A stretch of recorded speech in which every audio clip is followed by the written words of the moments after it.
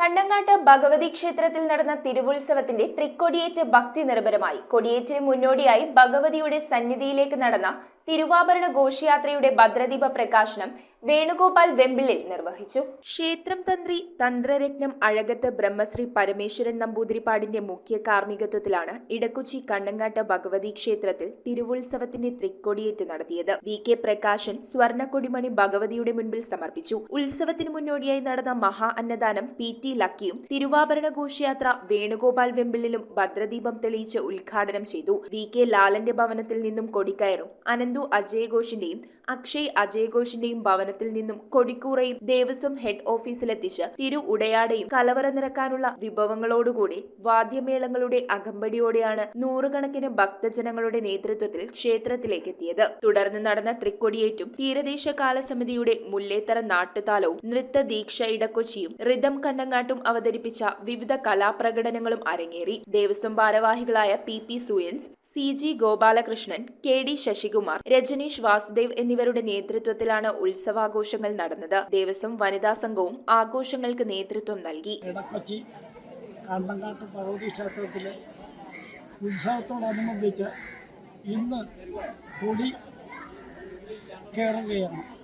അതിൻ്റെ മുന്നോടിയായിട്ട് ദേവിയുടെ തിരുവാഭരണ ഘോഷയാത്ര ഇവിടെ നിന്ന് പുറപ്പെടുക ആരംഭിക്കുകയാണ്.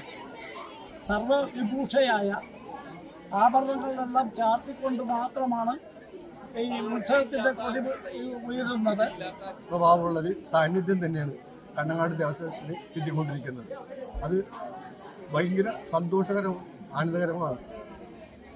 അതുകൊണ്ടിട്ട് എല്ലാ പരിപാടികളിലും എല്ലാ ജനകീയ സഹായങ്ങളും സഹകരണങ്ങളും കൂടിക്കൊണ്ടിരിക്കുന്ന ഈ സാഹചര്യത്തിൽ ജനങ്ങളുടേതായിട്ടുള്ള ഒരു ഉത്സവം തന്നെയാണ്, ജനകീയ ഉത്സവം തന്നെയാണ് കണ്ടങ്ങാട് ക്ഷേത്രത്തിൽ നടന്നുകൊണ്ടിരിക്കുന്നത്.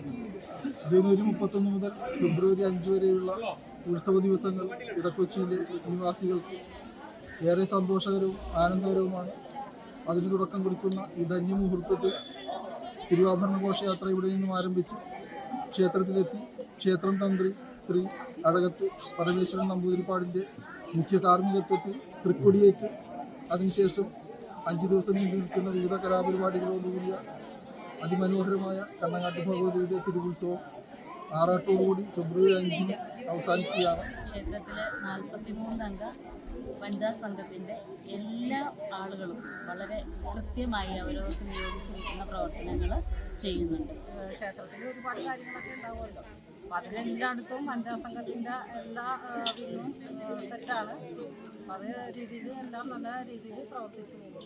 News bureau, Kochi. ഓം നമോ ഭഗവതേ വാസുദേവായ ധന്വന്തരയേ അമൃതകലശഹസ്തായ സർവാമയ വിനാശനായ ത്രൈലോക്യനാഥായ മഹാവിഷ്ണവേ നമഃ.